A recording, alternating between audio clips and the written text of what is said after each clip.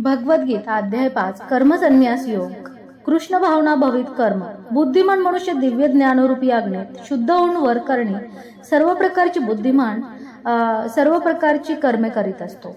परंतु आतून मात्र कर्माच्या फळांचा त्याग करून शांती, विरक्ती, आध्यात्मिक दृष्टी आणि आनंद प्राप्त करतो. संन्यासं कर्मणां कृष्ण पुनर्योगं च शंससि यच्छ्रेययत्योरेकं तन्मे ब्रूहि सुनिश्चितम्. अर्जुन म्हणाला, हे कृष्ण, सर्वप्रथम तुम्ही मला कर्माचा त्याग करण्यास सांगता आणि पुन्हा भक्तिमय कर्माची प्रशंसाही करता. आता या दोघांपैकी कोणते अधिक लाभप्रद आहे ते कृपया मला निश्चितपणे सांगाल का?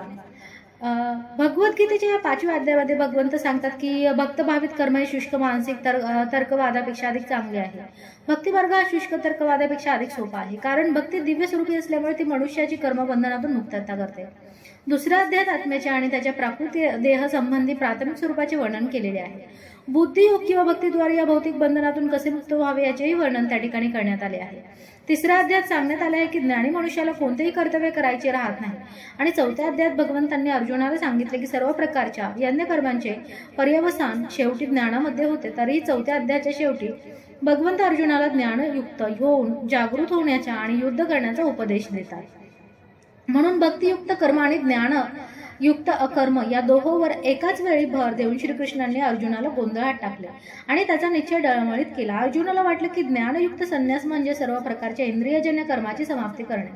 परंतु जर एखादा भक्तिमय कर्म करीत असेल तर कर्माची परिसमाप्ती कशी होऊ शकेल? दुसऱ्या शब्द सांगायचे झाल्यास त्याला वाटले की ज्ञानयुक्त संन्यास हा सर्व प्रकारच्या कर्मापासून मुक्त असला पाहिजे, कारण कर्म आणि संन्यास यांच्यात त्याला विसंगती दिसते. ज्ञानयुक्त कर्म बंधनकारक नसते आणि म्हणून ते कर्म अकर्माप्रमाणेच आहे हे त्याला समजलेले दिसत नाही. म्हणून आपण कर्म पूर्णपणे थांबवावे की ज्ञानयुक्त होऊन कर्म करावे यासंबंधी अर्जुन पृच्छा करीत आहे.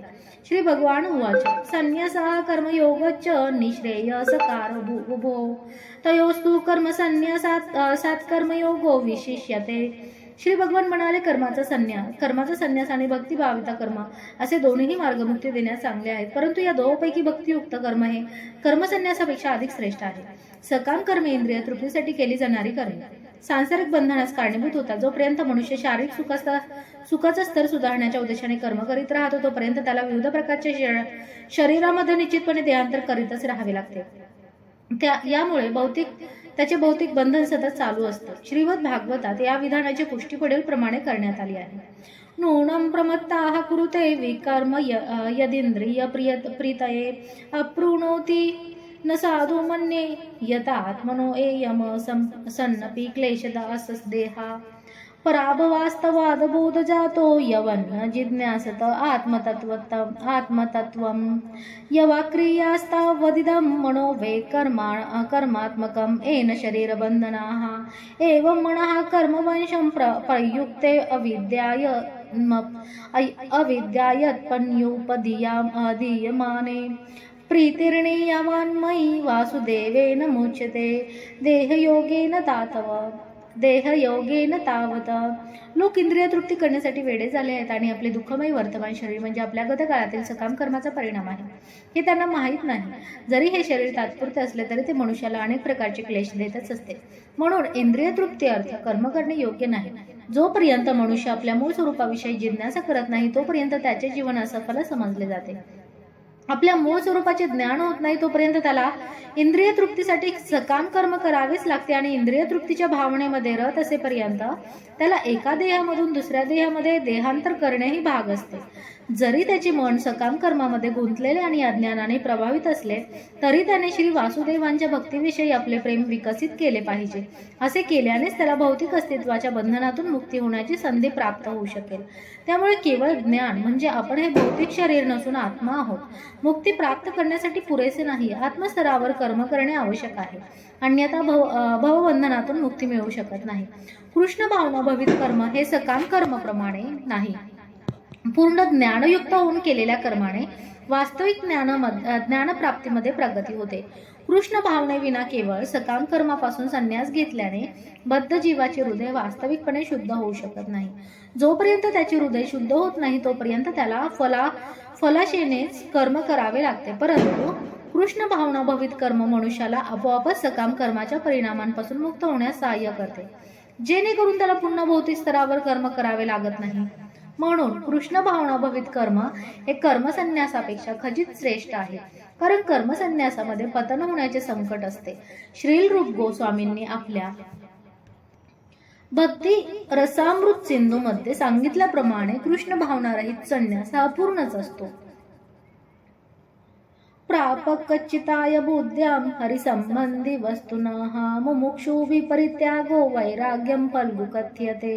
मुक्ती प्राप्त करण्यासाठी उत्सुक असणारा मनुष्य भगवंताशी संबंधित वस्तूचा भौतिक समजून त्याग करतो, तेव्हा त्याच्या वैराग्याला पूर्ण वैराग्य म्हटले जाते.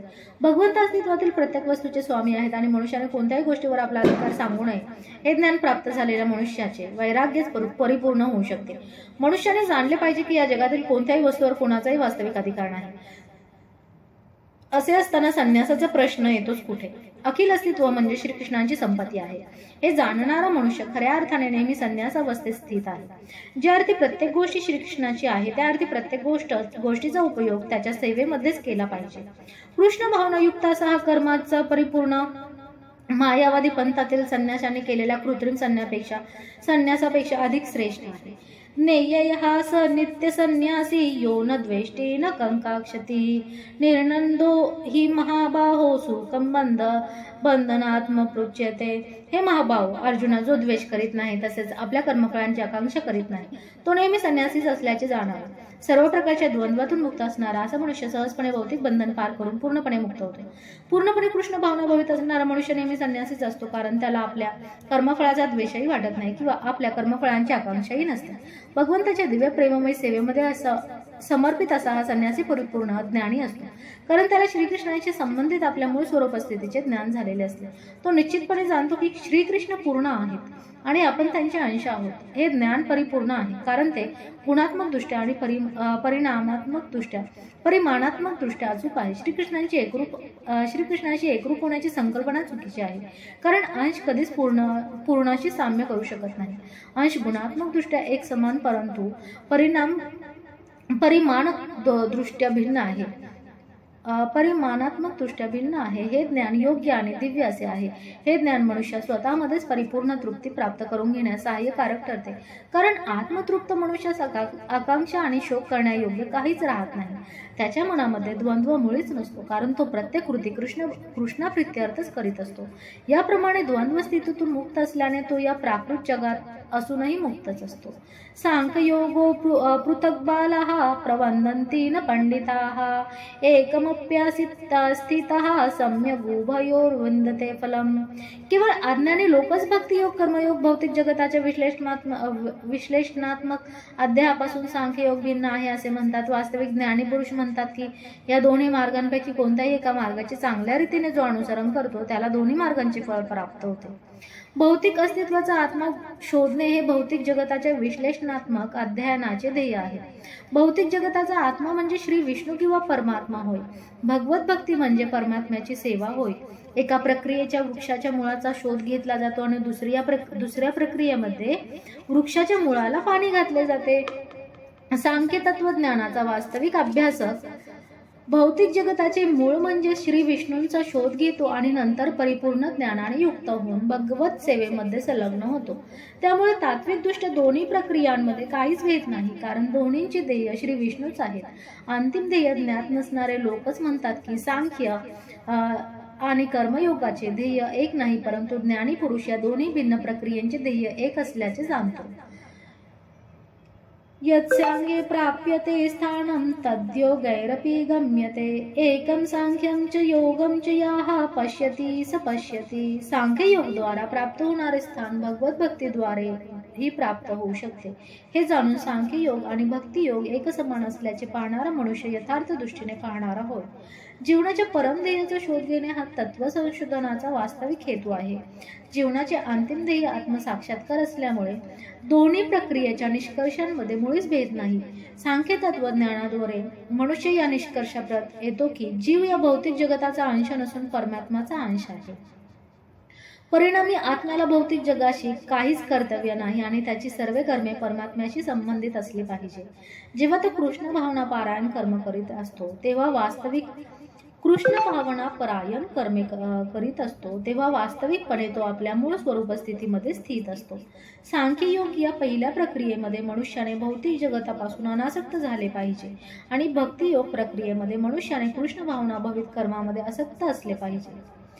आसक्त झाले पाहिजे. वास्तविकपणे जरी वरकरणी एका प्रक्रियेमध्ये अनासक्ती आणि दुसऱ्या प्रक्रियेमध्ये आसक्ती दिसते तरी दोन्ही प्रक्रिया सारख्याच आहेत. प्रकृतीपासून अनासक्ती आणि श्रीकृष्णांप्रती आसक्ती या दोन्ही गोष्टी एकच आहेत. जो हे पाहतो तो सर्व गोष्टींना यथार्थत्वाने पाहतो. संन्यासस्तो महाभाव दुःखमाप्तुम योगताः योगयुक्तो मुनी ब्रह्म न चिरेन अधिगच्छति. भगवत भक्तीमध्ये युक्त न होता केवळ सर्व कर्मापासून संन्यास घेतल्याने मनुष्य सुखी होऊ शकत नाही, परंतु भक्तीमध्ये युक्त असलेले मुनी विनाविलंब ब्रह्माची प्राप्ती करतो. संन्यासांचे दोन प्रकार आहे. मायावादी संन्यासी सांख्य तत्वज्ञानाचे अध्ययन करीत असतात, तर वैष्णवी संन्यासी वेदांत सूत्रावरील यथार्थ भाष्य असणाऱ्या भागवत तत्वज्ञानाचे अध्ययन करीत असतात. मायावादी संन्यासी सुद्धा वेदांत सूत्राचे अध्ययन करीत असतात, पण यासाठी ते शंकराचार्यकृत शारीरिक भाष्याचा उपयोग करतात. भगवतपंथी विद्यार्थी हे पांचरात्रिकी विधीनुसार भगवत भक्तीमध्ये युक्त असतात. म्हणून भगवत सेवेप्रित्यर्थ वैष्णव संन्यासी अनेक प्रकारच्या कर्मामध्ये संलग्न असतात. म्हणून वैष्णव संन्यासांना भौतिक कार्यांशी मुळीच देणघेणे नसते आणि तरीही ते भगवत भक्तीमध्ये विविध प्रकारची कार्य करीत असतात. परंतु सांख्य वेदांत आणि तर्कवादाचे अध्ययन करण्यात मग्न असलेले मायावादी संन्यासी भगवत भक्तीचे आस्वादन करू शकत नाही. त्यांचे अध्ययन अत्यंत क्लिष्ट असल्या कारणाने ते कधी कधी ब्रह्मज्ञानाला कंटाळतात आणि याप्रमाणे ते योग्य ज्ञानाविना श्रीमद भागवताचा आश्रय घेतात. यास्तव त्यांचे श्रीमद भागवताचे अध्ययनही कष्टप्रद होते. शुष्क तर्कवाद आणि कृत्रिम रीतीने केलेले निर्विशेषवाद भाष्य मायावादी संन्याशांसाठी व्यर्थच असते. भगवत भक्तीमध्ये संलग्न झालेले वैष्णव संन्यासी आपली दिव्य कर्तव्य पार पाडण्यात आनंदी असतात आणि भगवत धामातील अंतिम प्रवेशाची त्यांना निश्चिती असते. मायावादी संन्याशांचे कधी कधी आत्मसाक्षात्काराच्या मार्गावरून पतन होते आणि ते पुन्हा भौतिक स्वरूपाच्या परोपकारी आणि कल्याणकारी अशा कार्यामध्ये संलग्न होतात. म्हणून निष्कर्ष हाच आहे की कृष्ण भावनाभावित कर्मामध्ये मग्न असलेले भक्त ब्रह्म म्हणजे काय याची केवळ चर्चा करणाऱ्या मायावादी संन्याशांपेक्षा श्रेष्ठ आहे. मायावादी संन्यास अनेक जन्मांतर कृष्ण भावनेमध्ये येतात. योगयुक्तो विशुद्धात्मा विजितात्मा जितेंद्रियाः सर्वभूतात्मा कुवर्णप्पी न लिप्यते. जो भक्तिमय कर्म करतो विशुद्ध आत्मा आहे आणि आपले मन तथा इंद्रिय संयमित करतो, तो सर्वांना प्रिय असतो आणि सर्वजण त्याला प्रिय असतात. असा मनुष्य कर्म करीत असूनही कधीच बद्ध होत नाही. जो कृष्ण भावनेद्वारे मुक्तिपथावर असतो तो सर्व प्राणीमात्रांना प्रिय असतो आणि सर्व प्राणीमात्रे त्याला प्रिय असतात. हे त्याच्या कृष्ण भावनेमुळे शक्य होते. ज्याप्रमाणे वृक्षाची पाने आणि शाखा वृक्षांपासून निराळ्या नसतात, त्याप्रमाणे अशा मनुष्याला कोणताही जीव श्रीकृष्णांपासून भिन्न आहे असे वाटत नाही. तो योग्य रीतीने जाणतो की वृक्षाच्या मुळाशी पाणी घातल्याने ते पाणी सर्व शाखा आणि पानांना पुरवले जाते किंवा उदराला अन्न पुरवठा केल्याने अन्नापासून प्राप्त होणारी शक्ती आपोआपच संपूर्ण शरीराला पुरवली जाते. कृष्ण भावनायुक्त कर्म करणारा मनुष्य सर्वांचा सेवक असल्याने तो प्रत्येकाला प्रिय असतो आणि प्रत्येक जण त्याच्या कर्मामुळे संतुष्ट असल्या कारणाने त्याची भावना विशुद्ध असते. त्याची चेतना शुद्ध असल्यामुळे त्याचे मन पूर्णपणे संयमित असते आणि त्याचे मन संयमित असल्या कारणाने त्याची इंद्रिय सुद्धा संयमित असतात. त्यांचे मन सदैव श्रीकृष्णावर स्थिर असल्याने तो श्रीकृष्णांपासून विचलित होण्याची कधी शक्यता नसते. तसेच तो आपली इंद्रिय भगवत सेवे व्यतिरिक्त इतरत्र कुठेही मग्न करण्याची ही शक्यता नसते. श्रीकृष्णाशी संबंधित कथा विना इतर काहीही ऐकणे, श्रीकृष्णांना अर्पण केलेले कोणताही पदार्थ खाणे आणि श्रीकृष्णांचा संबंध नसलेल्या स्थळी जाणे त्याला आवडत नाही. म्हणून त्यांची इंद्रिय संयमित असतात. संयमित इंद्रिय असणारा मनुष्य कोणालाही दुखावू शकत नाही. एखादा विचारेल, युद्धामध्ये अर्जुन इतका आक्रमक का होता? तो कृष्ण भावना भावित नव्हता का? अर्जुन केवळ वरकरणी आक्रमक होता. दुसऱ्या अध्यायामध्ये पूर्वीच वर्णन केल्याप्रमाणे कारण आत्म्याचा कधीच वध होऊ शकत नसल्यामुळे युद्धभूमीवरील सर्व उपस्थित व्यक्ती शाश्वत काळासाठी स्वतंत्रच राहणार होत्या. म्हणून आध्यात्मिकदृष्ट्या कुरुक्षेत्रावरील युद्धभूमीमध्ये कोणाचाही वध झाला नव्हता. तर प्रत्यक्ष उपस्थित असलेल्या श्रीकृष्णांच्या आज्ञेनुसार केवळ त्यांची वस्त्र परिवर्तने झाली होती. यास्तव कुरुक्षेत्रावरील युद्धभूमीमध्ये युद्ध करणारा अर्जुन वस्तुतः मुळीच युद्ध करीत नव्हता, तर तो पूर्णपणे कृष्ण भावना भवित होऊन श्रीकृष्णांच्या आज्ञांचे पालन करीत होता. असा मनुष्य कर्मबंधनात कधीही गुंतत नाही. नैव किंचित कारोत्मिति युक्त मन्येते तत्वविद पश्यन् शृणु वनस्पृश जिन्न जिघ्रन्नश्व गञ्च स्वर्ण पस्वशन प्रलवपनी सृजन गृह्य मी शन्निमिन्न शनपि इंद्रियाणींद्रियायतेषु वर्णन्ति इति धारयन. दिव्य भावनायुक्त मनुष्य पाहत असला, तर ऐकत असला, स्पर्श करीत असला, वास घेत असला, खात असला, हालचाल करीत असला, झोपत असला आणि श्वसन करीत असला तरी त्याला ज्ञात असते की वस्तुतः आपण काहीच करत नाही. बोलताना, उत्सर्जन करताना, स्वीकार करताना किंवा डोळ्यांची उपजा करताना तो नेहमी जाणतो की केवळ भौतिक इंद्रियच आपापल्या विषयांमध्ये संलग्न आहे आणि आपण स्वतः त्यांच्यापासून अलिप्त आहोत. कृष्ण भावनाभावित मनुष्याचे जीवन विशुद्ध असते आणि म्हणून तत्कालिक तथा दूरवर्ती अशा करता कर्म, अधिष्ठान, प्रियत्न आणि देव या 5 कारणांवर अवलंबून असणाऱ्या कर्माशी त्याला काहीच कर्तव्य नसते, कारण तो श्रीकृष्णाच्या दिव्य प्रेममय सेवेमध्ये युक्त असतो. जरी तो आपल्या शरीर आणि इंद्रियांद्वारे कार्य करीत असल्याचे दिसले तरी त्याला आपल्या वास्तविक स्वरूपाची आध्यात्मिक सेवेची सदैव जाणीव असते. भौतिक भावनेतील इंद्रिय तृप्ती करण्यामध्ये मग्न असतात, परंतु कृष्ण भावनेमधील इंद्रिय श्रीकृष्णांची इंद्रिय संतुष्ट करण्यामध्ये मग्न असतात. म्हणून कृष्ण भावना भावित मनुष्य जरी इंद्रियजन्य भौतिक कार्य करीत असल्याचे दिसले तरी तो सदैव मुक्तच असतो. पाहणे आणि ऐकणे ही ज्ञान इंद्रियांची कार्य आहेत. चालणे, बोलणे, उत्सर्जन करणे इत्यादी कर्म इंद्रियांची कार्य आहेत. कृष्ण भावनाभावित व्यक्ती इंद्रियांच्या कार्यापासून कधीच प्रभावित होत नाही. तो भगवत सेवे व्यतिरिक्त इतर कोणतेही कार्य करू शकत नाही, कारण आपण भगवंताची नित्य दास आहोत हे तो निश्चितपणे जाणतो. ब्राह्मण्यधाय कर्माणि सांख्यत्वा करोति यः लिप्यते सन पापेन पद्मपत्र निवाभनसा.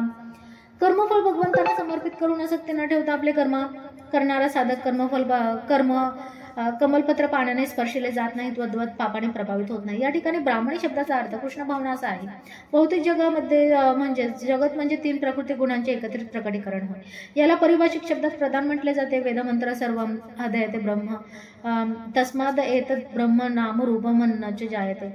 आणि भगवद्गीतेतील मम योनी महद ब्रह्म ही विधाने दर्शवितात की भौतिक जगातील सर्व गोष्टी म्हणजे ब्रह्माची अभिव्यक्ती असून परिणाम किंवा कार्य जरी भिन्न प्रकारे प्रकट झाली तरी ती कारणांपासून अभिन्नच आहेत. ईशोपनिषदामध्ये सांगण्यात आले आहे की प्रत्येक गोष्टी परब्रह्म किंवा श्रीकृष्णांशी संबंधित आहे आणि म्हणून केवळ तेच प्रत्येक गोष्टींचे स्वामी आहेत. भगवान श्रीकृष्ण अखिल अस्तित्वाचे स्वामी असल्यामुळे प्रत्येक वस्तूचा भगवत सेवेमध्ये उपयोग केला पाहिजे. हे पूर्णतः जाणणाऱ्या मनुष्यास पुण्य अथवा पापाच्या फळांशी स्वाभाविकता काहीच कर्तव्य राहत नाही. विशिष्ट प्रकारचे कर्म करण्याकरता मनुष्याला भगवंतांनी प्रदान केलेल्या शरीराचेही कृष्ण भावनेमध्ये उपयोग करता येतो. परिणामस्वरूप ज्याप्रमाणे कमलपत्र पाण्यात राहूनही ओले होत नाही, त्याप्रमाणे वर्तमान शरीर पापकर्मांच्या कल्मशांच्या आधीत राहते. भगवद्गीतेमध्ये भगवंत सांगतात की मयी सवारणे कर्माणे संन्यासस्य सर्वे कर्मे मला समर्पित करा. निष्कर्ष असा की कृष्ण भावना रहित असलेला मनुष्य भौतिक शरीर आणि इंद्रिय यांच्या संकल्पनेवर आधारित कर्म करतो, परंतु कृष्ण भावना भवित मनुष्य मात्र आपले शरीर म्हणजे श्रीकृष्णांची संपत्ती असल्यामुळे ते कृष्णाच्या सेवेमध्ये उपयोगात आणले पाहिजे या पूर्ण ज्ञानाने युक्त होऊन कर्म करतो. कायेन मनसा बुद्ध्या कैवल्यरै इंद्रियैरपि योगिनः कर्म कुर्वन्ति सांख्य त्यक्त्वा शुद्धये. योगीजन आसक्ती त्यागून शरीर, मन, बुद्धी आणि इंद्रियांनी सुद्धा केवळ शुद्धी करण्यासाठी कर्मे करतात. जेव्हा मनुष्य श्रीकृष्णांच्या इंद्रियांचे संतुष्ट प्रित्यर्थ कृष्ण भावनायुक्त कर्म करतो तेव्हा त्याने शरीर, मन, बुद्धी किंवा इंद्रियांद्वारे केलेले कोणतेही कर्म भौतिक कल्मशापासून शुद्ध होते. कृष्ण भावना भवित मनुष्याने केलेल्या कर्मापासून कोणतेही भौतिक फळ निर्माण होत नाही. यास तो सामान्यतः सदाचार म्हणून ओळखली जाणारी शुद्ध कर्मे कृष्ण भावना भवित झाल्याने सहजपणे करता येतात. श्रील रूप गोस्वामी आपल्या भक्ती सारामृत सिंधूमध्ये याविषयी पुढील प्रमाणे सांगतात. इहायस्य हरेर्दास्य कर्मणा मनसा गिरा निखिलासोप्य वस्तासु जीवन मुक्ता सौच्यते. कृष्ण भावना भवित मनुष्य श्रीकृष्णांच्या सेवेप्रित्यर्थ कर्म करणारा आपल्या शरीर, मन, बुद्धी आणि वाणीने या भौतिक जगात तरी तथाकथित सांसारिक कर्म करीत असला तरी तो मुक्तच असतो. त्याला मिथ्या अहंकार नसतो, कारण आपण शरीर नसून आपल्या देहावर स्वामित्व नाही हे तो निश्चितपणे जाणतो. तो जाणतो की हे शरीर आपले नाही, तो स्वतः तसेच त्याच्या देहा सुद्धा श्रीकृष्णांच्याच नियंत्रणात असतो. जेव्हा तो शरीर, मन, बुद्धी, वाचा, जीवन, संपत्ती इत्यादी गोष्टींद्वारे निर्मित आपल्याकडील सर्व वस्तू श्रीकृष्णांच्या सेवेत समर्पित करतो तेव्हा तो तत्काळ श्रीकृष्णाशी संबंधित होतो. तो श्रीकृष्णाशी अभिन्न आणि देहात्मबुद्धी निर्माण करणाऱ्या मिथ्या अहंकारापासून मुक्त होतो. हीच कृष्ण भावनेची पूर्ण अवस्था आहे. युक्ता कर्मफलम त्यक्ता शांतिमाप्नोति नैष्टिकीम अयुक्ता कामकारेण फलो सक्तो निबध्यते. निष्ठेने भक्ती करणारा जीव अडळ शांती प्राप्त करतो, कारण तो आपल्या सर्व कर्मांची फळे मला अर्पण करतो. परंतु जो मज भगवंताशी संबंधित नाही आणि आपल्या श्रमामुळे निर्माण होणाऱ्या कर्मफळांचा लोभी आहे तो बद्ध होतो. कृष्ण भावनाभवित मनुष्य आणि देहात्म बुद्धीने कार्य करणारा मनुष्य यातील भेद हाच आहे की कृष्ण भावनाभवित मनुष्य श्रीकृष्णावर आसक्त असतो, तर देहात्म बुद्धीने युक्त असणारा मनुष्य आपल्या कर्मफळावर आसक्त असतो. श्रीकृष्णावर आसक्त राहून केवळ कृष्ण प्रीत्यर्थच कर्म करणारा मनुष्य निश्चितच मुक्तात्मा असतो आणि त्याला आपल्या कर्मफळांविषयी मुळीच चिंता नसते. श्रीमद भागवतात सांगण्यात आले आहे की परमसत्याच्या ज्ञानाच्या अभावी अर्थात द्वंद्व भावामध्ये केलेले कर्म हेच मनुष्याच्या कर्मफळावरील आसक्तीचे कारण ठरते. भगवान श्रीकृष्ण हेच परमसत्य आहेत. कृष्ण भावनेमध्ये द्वंद्व नसते. अस्तित्वातील सर्व वस्तू कृष्णांच्या शक्तीमुळे निर्माण होतात आणि श्रीकृष्ण सर्व मंगलमय आहेत. म्हणून कृष्ण भावनाभवित कर्मे ब्रह्मस्तरावरील असतात, तसेच ती दिव्य असून त्यांना भौतिक कर्मफळ नसते. यास्तव कृष्ण भावनाभवित मनुष्याला शांती प्राप्त होते. इंद्रिय तृप्ती करता गणतीत गुंतलेल्या मनुष्याला अशी शांती प्राप्त होऊ शकत नाही. श्रीकृष्णा व्यतिरिक्त इतर कशाचेही अस्तित्व नाही. याचा साक्षात्कार होणे हाच निर्भयत्व आणि शांतीचा स्तर आहे. हे जाणणे म्हणजेच कृष्ण भावनेचे रहस्य आहे. सर्व कर्म आणि मनसा संन्यस्या ते सुखम वशी नवद्वारे पुरे देही नैव कुर्वन्न कारयन. जेव्हा देहधारी जीव आपली प्रकृती संयमित करून मनाद्वारे सर्व कर्मांचा त्याग करतो, तेव्हा तो कर्म न करता किंवा कर्म न करविता 9 द्वारे असलेल्या या नगरात भौतिक शरीर सुखाने राहतो. देहधारी जीव 9 द्वारे असलेल्या नगरात राहतो. देहाची किंवा देहरूपी नगराची कर्मे प्रकृतीच्या विशिष्ट गुणांद्वारे आपोआपच केली जातात. जीव जरी शरीर अवस्थेमुळे प्रभावित होत असला तरी त्याची इच्छा असल्यास तो या शरीर अवस्थेच्याही पलीकडे जाऊ शकतो. आपल्या श्रेष्ठ प्रकृतीचे विस्मरण झाल्यामुळे तो भौतिक देहाशी तादात्म्य करतो आणि म्हणून तो दुःख भोगतो. कृष्ण भावनेद्वारे तो आपले मूळ स्वरूप जागृत करून देहातून मुक्त होऊ शकतो. त्यामुळे मनुष्य कृष्ण भावनेचा अंगीकार करतो तेव्हा तो शारीरिक क्रियांपासून पूर्णतः अलिप्त होतो. अशा संयमित जीवनामध्ये जेव्हा त्यांच्या विचारांमध्ये परिवर्तन येते तेव्हा तो 9 द्वारे असलेल्या नगरात सुखाने राहतो. ही 9 द्वारे पुढील प्रमाणे आहेत. नवद्वारे पुरे देही हंसोले लायते बह्या वशी सर्वस्य लोकस्य स्थावरस्य चरस्य च. जीवाच्या शरीरामध्ये निवास करणारे भगवंत संपूर्ण ब्रह्मांडातील सर्व जीवांचे नियंत्रक आहेत. शरीराला 9 द्वारे असतात. 2 नेत्र, 2 नाकपुड्या, 2 नाकपुड्या, 2 कान, 1 मुख, 1 ऊत आणि 1 उपस्थ. जीव आपल्या बद्ध अवस्थेमध्ये शरीराशी तादात्म्य करतो, परंतु जेव्हा तो अंतर्यामी भगवंताशी तादात्म्य करतो तेव्हा तो शरीरामध्ये असून भगवंताप्रमाणेच मुक्त असतो. श्वेताश्वतवर उपनिषद म्हणून कृष्ण भावनाभवित मनुष्य भौतिक शरीराच्या बाह्य तसेच आंतरिक या दोन्ही प्रकारच्या क्रियांपासून मुक्त असतो. न कर्तृत्वम न कर्माणि लोकस्य सृजती प्रभुः न कर्मफल संयोगम स्वभावस्तु प्रवर्तते. देहरूपी नगराचा स्वामी असणारा देहधारी जीव कर्माची निर्मिती करीत नाही, तसेच तो लोकांना कार्य करण्यास प्रवृत्त करीत नाही किंवा कर्मफळही निर्माण करीत नाही. हे सर्व कार्य प्रकृती गुणांद्वारे केले जाते. 7व्या अध्यायामध्ये सांगितले जाईल की जीव म्हणजे भगवंताची एक प्रकारची शक्ती किंवा प्रकृती आहे आणि ते भगवंताच्या अपरा अर्थात कनिष्ठ प्रकृतीपासून भिन्न आहे. पराप्रकृती रूप जीव कोणत्या तरी कारणास्तव अनादी काळापासून भौतिक प्रकृतीशी संबंधित आहे. जीवाने प्राप्त केलेली तात्पुरते शारीरिक किंवा भौतिक निवासस्थान हे विविध प्रकारच्या कर्मांचे तसेच त्यांच्यापासून प्राप्त होणाऱ्या कर्मफळांचे कारण ठरते. अशा बद्ध अवस्थेत राहिलेला जीव अज्ञानामुळे स्वतःच्या शरीराशी तादात्म्य करून शरीराच्या कर्मांची फळे भोगतो. त्याने अनादी काळापासून प्राप्त केलेले अज्ञान हे शरीराच्या दुःख क्लेशांना कारणीभूत असते. ज्या क्षणी जीव शारीरिक कर्मापासून अलिप्त होतो त्या क्षणी तो कर्मफळामधून मुक्त होतो. देहरूपी नगरात असेपर्यंत तो या देहाचा स्वामी असल्यासारखा वाटतो, परंतु वस्तुतः तो देहाच्या कर्मांचा आणि कर्मफळांचा स्वामी किंवा नियंत्रकही नसतो. तो तर केवळ भवसागराच्या मध्यावर अस्तित्वासाठी संघर्ष करीत असतो. भवसागराच्या लाटा जीवाला इस्ततः भिरकावीत असतात आणि त्या लाटांवर त्याचे मुळीच नियंत्रण नसते. जीवासाठी यावर उत्तम उपाय म्हणजे त्याने दिव्य कृष्ण भावनेच्या सहाय्याने पाण्याबाहेर येणे हा होय. किंवा दिव्य कृष्ण भावनाच त्याचे भ्रमापासून रक्षण करील. नादत्ते कस्यचित् पापं न चैव सुकृतं विभुः अज्ञानेनावृत्तं ज्ञानं तेन मुह्यन्ति जन्तवः. तसेच भगवंत कोणाचेही पाप किंवा पुण्य ग्रहण करीत नाही. तथापि देहधारी जीव वास्तविक ज्ञान आच्छादित करणाऱ्या स्वतःच्या अज्ञानामुळे मोहित होतात.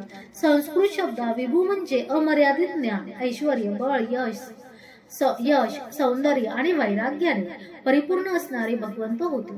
ते आत्माराम आहेत. आणि पुण्य किंवा पापकर्मांनी कधीच विचलित होत नाही. ते कोणत्याही जीवासाठी विशिष्ट परिस्थिती निर्माण करीत नाहीत, परंतु अज्ञानाने मोहित झाल्यामुळे जीव विशिष्ट परिस्थितीत राहण्याची इच्छा करतो आणि याप्रमाणे त्यांच्या कर्मांची आणि कर्मफळाची शृंखला चालू होते. जीव पराप्रकृती रूप असल्यामुळे ज्ञानमयी असतो, तरीही त्याची शक्ती मर्यादित असल्या कारणाने तो अज्ञानाने प्रभावित होऊ शकतो. भगवंत सर्व शक्तिमान आहे, पण जीव सर्वशक्तिमान नाही. भगवंत विभू किंवा सर्वज्ञ आहे, तर जीव अनुरूप आहे. जीव चेतन असल्यामुळे स्वतंत्र इच्छा करू शकतो. अशा इच्छेची पूर्तता मात्र सर्वशक्तिमान भगवंताद्वारेच केली जाते. म्हणून जेव्हा जीव योग्य इच्छा करण्यामध्ये गोंधळून जातो, तेव्हा भगवंत जीवाला त्याच्या इच्छा पूर्ण करण्याची अनुमती देतात.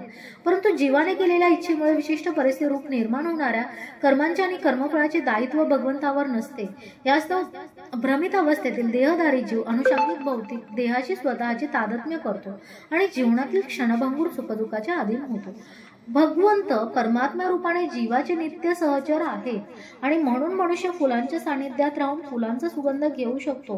तद्वत भगवंत प्रत्येक जीवाच्या इच्छा जाणू शकतात. इच्छा हे जीवाच्या बद्धावस्थेचे सूक्ष्म रूप आहे. भगवंत जीवाच्या योग्यतेप्रमाणे त्याची इच्छा पूर्ण करतात, म्हणून जीव आपली इच्छा पूर्ण करण्याइतपत शक्तिमान नाही. तथापि भगवंत सर्व इच्छांची पूर्तता करू शकतात आणि सर्वांसाठी भगवंताकडे समभाव असल्यामुळे तो सूक्ष्मरित्या स्वतंत्र असणाऱ्या जीवांच्या इच्छांमध्ये व्यत्यय आणत नाही. तरीही जेव्हा मनुष्य श्रीकृष्णाच्या प्राप्तीची इच्छा करतो, तेव्हा भगवंत त्याची विशेष काळजी घेऊन त्याला अशी इच्छा करण्यास प्रेरित करतात की जेणेकरून तो भगवत प्राप्ती करू शकेल आणि नित्य आनंदी होऊ शकेल. म्हणून वैदिक मंत्र सांगतात की एष उ हे व साधु कर्म करयाति तम यमेभ्यो लोकोभ्य उन्निशते एष एव साधु कर्म कारयति यमधो निनिशते. भगवंत जीवाला पुण्यकर्मामध्ये कार्यरत करतात, जेणेकरून त्याची उन्नती होऊ शकेल, आणि ते जीवाला पापकर्मामध्ये कार्यरत करतात, जेणेकरून तो नरकात जाईल. आत्मो जंतुरनीशो ये यत्मात्मनः सुख दुःखयोः ईश्वर प्रेरितो गच्छते स्वर्गम वाश्वभ्रमेव च. जीव आपल्या सुखदुःखाच्या संदर्भात सर्वथा परावलंबी आहे. ज्याप्रमाणे वायूद्वारे ढग ओढले जातात, त्याप्रमाणे भगवंताच्या इच्छेद्वारे जीव स्वर्ग किंवा नरकामध्ये जाऊ शकतो. म्हणून कृष्ण भावनेची उपेक्षा करण्याची देहधारी जीवाची अनादी काळापासून चालत आलेली इच्छाच त्याच्या भ्रमित होण्यास कारणीभूत होते. जीव स्वरूपातः जरी सच्चिदानंद असला तरी तो अणुस्वरूपी असल्यामुळे त्याला आपल्या भगवत सेवेच्या वास्तविक स्वभावाचे विस्मरण होत आहे आणि तो अज्ञानग्रस्त होतो. अज्ञानाच्या प्रभावामुळे जीव म्हणतो की भगवंत माझ्या वृद्ध अवस्थेस कारणीभूत आहे. वेदांत सूत्रही या संदर्भात म्हणते, वैषम्य नैर्गुण्य न सापेक्षत्वात तथा ही दर्शयती. वास्तविकपणे भगवंत कोणाचा द्वेष करत नाही आणि कोणावर आसक्ती भावही ठेवत नाही, केवळ वरकरणी तसे दिसते. ज्ञानेन तु तत् ज्ञानम यशसाम नाशीत मनात्मनम तेषामादित्यवज्ञानम प्रकाशयति तत्परम. तथापि जीव जेव्हा ज्ञानाचा नाश करणाऱ्या ज्ञानाने प्रबुद्ध होतो, तेव्हा सूर्याने दिवसा सर्व वस्तू प्रकाशित कराव्यात, तद्वत त्याचे ज्ञान सर्व गोष्टी प्रकट करते. श्रीकृष्णांना विसरलेले जीव निश्चितच भ्रमित झालेले असतात, परंतु कृष्ण भावनाभावी जीव मुळीच भ्रमित नसतात. भगवद्गीतेमध्ये सांगण्यात आले आहे की सर्व ज्ञानप्लेवेन ज्ञानाग्निहा सर्व कर्माणी आणि न ही ज्ञानेन सदृश्यम. ज्ञान सदैव महत्वपूर्ण आहे आणि ते ज्ञान म्हणजे काय आहे? 7व्या अध्यायातील 19व्या श्लोकामध्ये सांगितल्याप्रमाणे श्रीकृष्णांना शरण गेल्यानंतर मनुष्याला परिपूर्ण ज्ञानाची प्राप्ती होते. बहुना जन्मांते ज्ञानवान प्रपद्धते. अनेकांना जन्मांतर जेव्हा परिपूर्ण ज्ञानी मनुष्य श्रीकृष्णांना शरण जातो किंवा जेव्हा कृष्ण भावनेची प्राप्ती करतो, तेव्हा सूर्याने दिवसा सर्व गोष्टी प्रकाशित कराव्या, त्याप्रमाणे त्याला सर्व गोष्टी प्रकट होतात. जीव विविध प्रकारे मोहित होतो. उदाहरणार्थ, जेव्हा तो स्वतःला मूर्खपणे भगवंत समजतो, तेव्हा तो अज्ञानाच्या घोर जंजाळात पडतो. जर जीव परमेश्वर असेल तर तो अज्ञानाने मोहित कसा होऊ शकतो? भगवंत अज्ञानाने मोहग्रस्त होतात का? जर तसे असेल तर अज्ञान भगवंतापेक्षाही श्रेष्ठ असले पाहिजे. वास्तविक ज्ञानाची प्राप्ती परिपूर्ण कृष्ण भावना भवित मनुष्याकडूनच होऊ शकते. म्हणून मनुष्याने असा प्रमाणित आध्यात्मिक गुरु शोधला पाहिजे आणि त्याच्या मार्गदर्शनाखाली कृष्ण भावनेचे ज्ञान जाणून घेतले पाहिजे. कारण सूर्य अंधकार दूर करतो, त्याप्रमाणे कृष्ण भावना निश्चितपणे सर्व अज्ञान दूर करते. आपण शरीर नाही आणि शरीराच्या अतीत आहोत याचे पूर्ण ज्ञान जरी मनुष्याला असले तरी कदाचित त्याला आत्मा आणि परमात्मा यांच्यामध्ये भेद करता येणार नाही.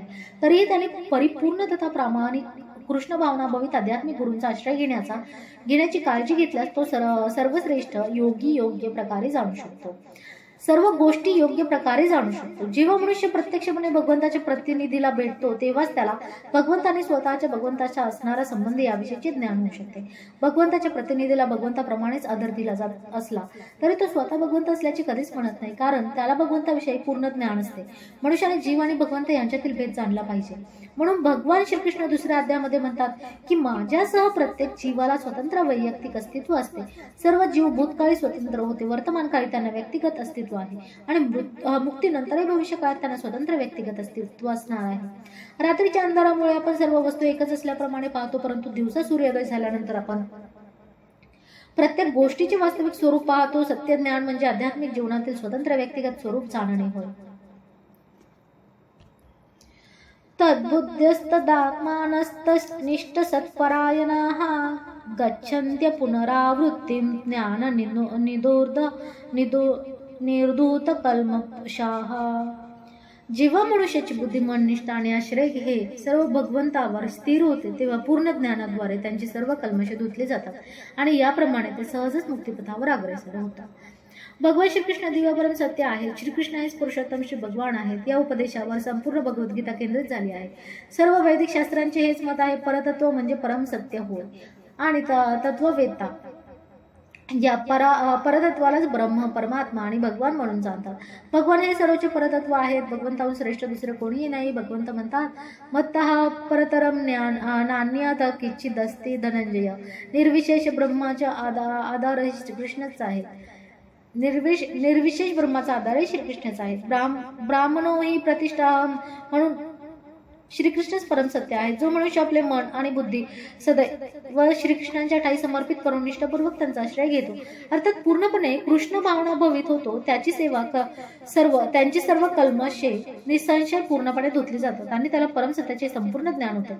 श्रीकृष्णामध्ये द्वैत एकाच वेळी भेद आणि अभेद असल्याचे कृष्ण भावना भवित मनुष्य निश्चितपणे जाणतो आणि म्हणून अशा दिव्यज्ञानाने युक्त होऊन तो मुक्तिपथावर उत्तरोत्तर प्रगती करत असतो.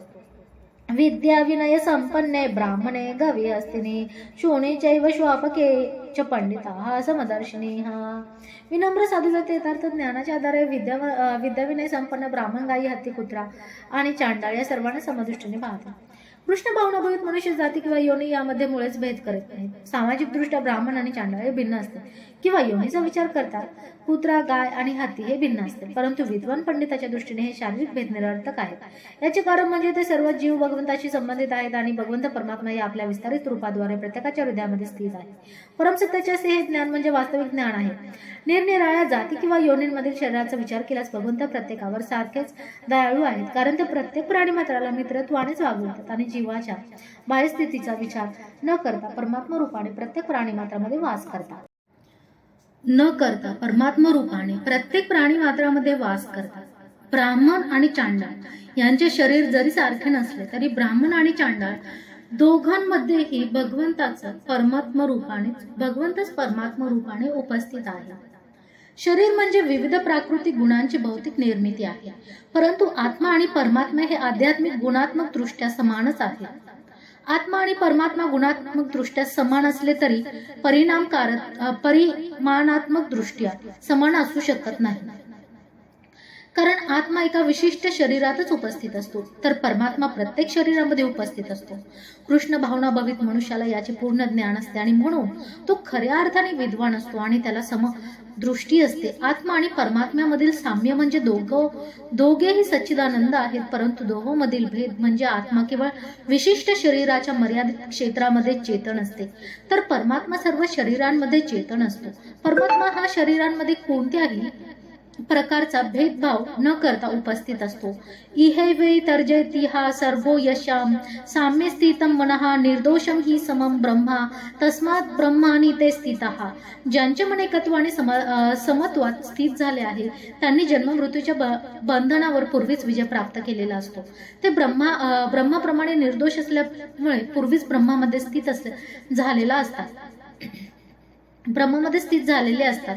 वर उल्लेख केल्याप्रमाणे मनाची साम्य अवस्था म्हणजे आत्मसाक्षात्काराचे लक्षण आहे. ज्यांनी वास्तविकपणे अशा अवस्थेची प्राप्ती केली आहे त्यांनी भौतिक बंधने विशेषतः जन्म आणि मृत्यू यांच्यावर विजय प्राप्त केल्याचे जाणले पाहिजे. जोपर्यंत मनुष्य या देहाशी तादात्म्य करतो तोपर्यंत त्याला बद्ध समजले जाते, परंतु जेव्हा तो आत्मसाक्षात्काराद्वारे साम्य अवस्थेप्रत उन्नत होतो तेव्हा तो बद्ध जीवनातून मुक्त होतो. दुसऱ्या शब्दात त्याला भौतिक जगतात पुन्हा जन्म घ्यावा लागत नाही आणि मृत्यूनंतर तो आध्यात्मिक जगतात प्रवेश करतो. भगवंत निर्दोष आहे कारण तो असक्ती आणि द्वेषरहित आहे.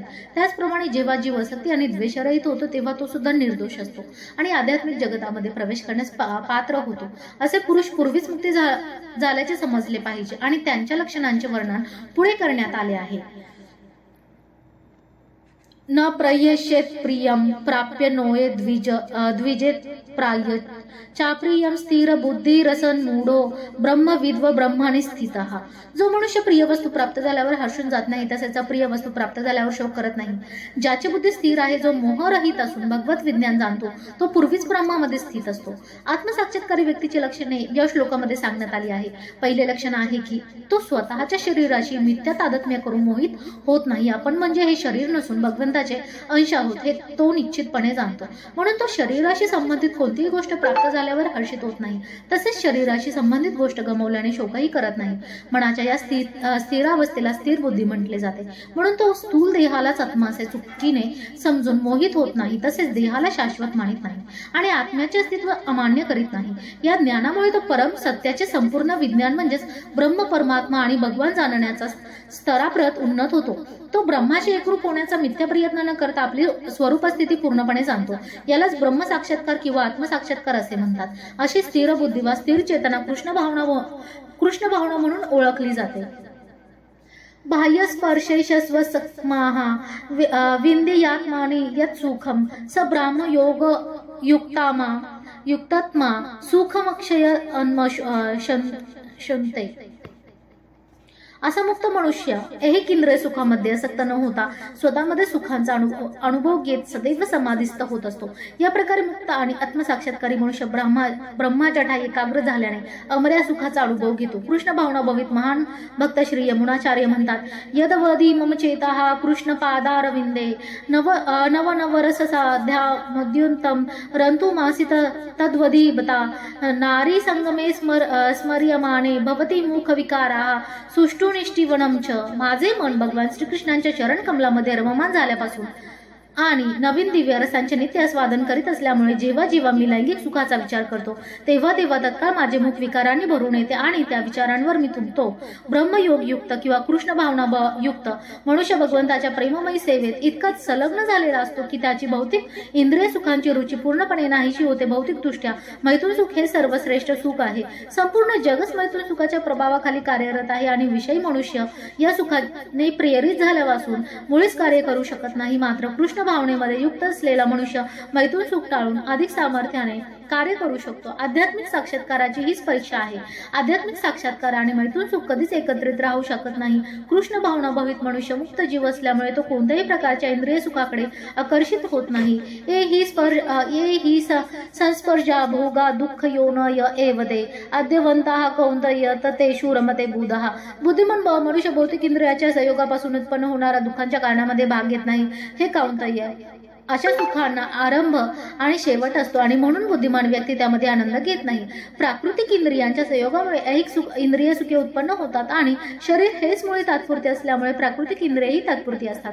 मुक्त जीव क्षणभंगूर असा कोणत्याही गोष्टीत रमत नाही. दिव्य आनंदापासून प्राप्त होणाऱ्या सुखांचे पूर्ण ज्ञान असणारा मुक्त जीव मिथ्य सुखे भोगणे कसे मान्य करेल. पद्म पुराणात सांगण्यात आले आहे, रमन्ते योगिनो ननन्ते सत्यानंदे चिदात्मनै इति रामा पदेनासो परम ब्रह्माभिधियाते. योगी जन परम सत्यापासून अमर्याद अनंत प्राप्त करतात आणि म्हणून परमतत्व श्री भगवान हे राम म्हणून संबोधले जातात. श्रीमद भागवतातही असे म्हटले आहे की नायम देहो देहभाजां नृलोके कष्टान काम न हरते विंग भूजां ये तपो दिव्यं पुत्रका येन सत्वं शुद्धेद यस्माद ब्रह्म आत्मसौख्यम त्वनंतम. पुत्रांनो, वर्तमान मनुष्य जीवनामध्ये इंद्रिय सुखासाठी कठोर परिश्रम करण्याची आवश्यकता नाही, कारण अशी सुखे डुकरांनाही उपलब्ध असतात. त्यापेक्षा तुम्ही या जीवनामध्ये तपस्या केली पाहिजे, जेणेकरून तुमचे जीवन शुद्ध होईल आणि तुम्हाला अनंत दिव्य सुखाचा उपभोग प्राप्त होईल. वास्तविक योगी किंवा ज्ञानी पुरुष नित्य भौतिक अस्तित्वास कारणीभूत असणाऱ्या इह सुखाकडे आकर्षित होत नाही. मनुष्य ज्याप्रमाणे प्राकृत इंद्रिय सुखामध्ये आसक्त होतो, त्याप्रमाणे तो भौतिक दुःखांच्या जंजाळामध्ये पतित होतो. शक्नोति हैव यः सोढुं प्राक्ष शरीरं विमोक्षणार्थ काम क्रोधोद्भवं वेगम युक्ता स सुखी नरः. मनुष्य जर वर्तमान शरीराचा त्याग करण्यापूर्वी प्राकृतिक इंद्रियांचा अवेग सहन करू शकला आणि काम तथा क्रोध यांचे अवेग आवरवू शकला, तर तो योग्य प्रकारे स्थित असून या जगात सुखीही असतो. आत्मसाक्षात्काराच्या पथावर उत्तरोत्तर प्रगती करून इच्छिणाऱ्या मनुष्याने प्राकृत इंद्रियांच्या आवेगांना नियंत्रित करण्याचा प्रयत्न करणे अत्यावश्यक आहे. हे आवेग म्हणजे वाणीवेग, क्रोधवेग, मनोवेग, उदरवेग, जननेंद्रियांचे आवेग आणि जीवावेग. जो मनुष्य या सर्व विविध इंद्रियांचे आणि मनाचे आवेग नियंत्रित करण्यामध्ये समर्थ असतो, त्याला गोस्वामी किंवा स्वामी म्हटले जाते. असे गोस्वामी अत्यंत संयमित जीवन जगतात आणि इंद्रियांच्या वेगांचा पूर्णपणे त्याग करतात. भौतिक इच्छा जेव्हा अतृप्त राहतात, तेव्हा त्यांच्यापासून क्रोध निर्माण होतो आणि अशा प्रकारे मन, नेत्र आणि वक्षस्थळ शुद्ध होतात. म्हणून मनुष्याने या भौतिक देहाचा त्याग करण्यापूर्वी त्यांना संयमित करण्याचा अभ्यास केला पाहिजे. जो हे करू शकतो, तो आत्मसाक्षात्कारी असल्याचे जाणले पाहिजे आणि या प्रकारे तो आत्मसाक्षात्काराच्या स्थितीत सुखी असतो. काम आणि क्रोध यांना कठोर परिश्रमांद्वारे संयमित करण्याचा प्रयत्न करणे हे योगी मनुष्याचे कर्तव्यच आहे. योऽन्तः सुखो एन्त रारमस्थ अंतर्जयतिरेव यः स योगी ब्रह्मण निर्वाणं ब्रह्मभूतोय दिगच्छति. ज्याचे सुख अंतःकरणात आहे, तो अंतरात सक्रिय असून अंतरातच आनंद अनुभव असतो आणि ज्याचे ध्येय अंतरात आहे, तोच परिपूर्ण योगी होय. तो ब्रह्मामध्ये मुक्त होऊन शेवटी ब्रह्माची प्राप्ती करतो. जोपर्यंत मनुष्य अंतःकरणात सुखाचा अनुभव घेऊ शकत नाही, तोपर्यंत तो वरकरणी सुख प्राप्त करून देणाऱ्या बाह्य क्रियांपासून कसा निवृत्त होऊ शकेल. मुक्त मनुष्य प्रत्यक्ष अनुभवाद्वारे सुखाचा आनंद घेतो, म्हणून तो कोणत्याही ठिकाणी शांतपणे बसू शकतो आणि जीवनाच्या क्रियांचा अंतरातच उपभोग घेऊ शकतो. असा मुक्त मनुष्य बाह्य भौतिक सुखाची मुळीच अपेक्षा करत नाही. या अवस्थेलाच ब्रह्मभूत अवस्था असे म्हटले जाते. या अवस्थेची प्राप्ती झाल्यावर मनुष्य निश्चितपणे स्वगृही अर्थात भगवत धामात परत जातो. लभन्ते ब्रह्मनिर्वाणं ऋषयाः क्षीण कल्मपशाः छिन्नेद्वेदा यतात्मनाः सर्वभूतहिते रताः. जे संशयापासून उत्पन्न होणाऱ्या द्वंद्वाच्या पलीकडे आहेत, ज्यांचे मन अंतरातच रममान झालेले आहे, जे सर्व जीवांच्या कल्याणार्थ कार्य करण्यामध्ये सदैव व्यस्त असतात आणि जे सर्व पापांपासून मुक्त आहेत, ते ब्रह्मामध्ये मुक्तीची प्राप्ती करतात. पूर्णपणे कृष्ण भावना भवित असलेला मनुष्य खऱ्या अर्थाने जीवाच्या कल्याणार्थ कार्य करू शकतो. कृष्णच अखिल अस्तित्वाचे उगमस्थान आहेत हे वास्तविकपणे जाणणारा मनुष्य कृष्ण भावना भवित होतो आणि या भावनेमध्ये त्याने केलेले प्रत्येक कार्य सर्वांसाठी कल्याणकारी असते. श्रीकृष्ण परमभोक्ता, सर्वश्रेष्ठ अधिपती आणि परम मित्र आहेत. या गोष्टींची विस्मृती ही मानव समाजाच्या दुःखास कारणीभूत आहे. म्हणून संपूर्ण मानव समाजामध्ये या भावनेची पुनर्जागृती करणे हे सर्वोच्च कल्याणकारी कर्म आहे. ब्रह्मामध्ये मुक्ती प्राप्त झाल्यापासून मनुष्य अशा प्रकारचे सर्वोत्तम कल्याणकारी कर्म करू शकत नाही. कृष्ण भावना भवित मनुष्याला श्रीकृष्णांच्या सर्वश्रेष्ठत्वाविषयी मुळीच संदेह नसतो, कारण तो सर्व पापामधून पूर्णपणे मुक्त झालेला असतो. हीच दिव्य भगवत प्रेमाची स्थिती आहे. मानव समाजाचे केवळ भौतिक कल्याणार्थ कार्यरत असणारा मनुष्य वस्तुतः कोणाचाही सहाय्य करू शकत नाही. स्थूल शरीर आणि मन यांचा तात्पुरता दुःख परिहार हा संतोषजनक नसतो. मनुष्याला भगवंताशी असणाऱ्या स्वतःच्या संबंधाची विस्मृती होणे हेच त्याच्या खडतर जीवनाचे कारण असते. जेव्हा मनुष्याला श्रीकृष्णाशी असणाऱ्या आपल्या संबंधाची पूर्णपणे जाणीव होते, तेव्हा तो भौतिक जंजाळात असूनही मुक्तच राहतो. काम क्रोधा विमुक्तानां यतीनां यत चेतसाम अभितो ब्रह्मनिर्वाणं वर्तते विदितात्मनां.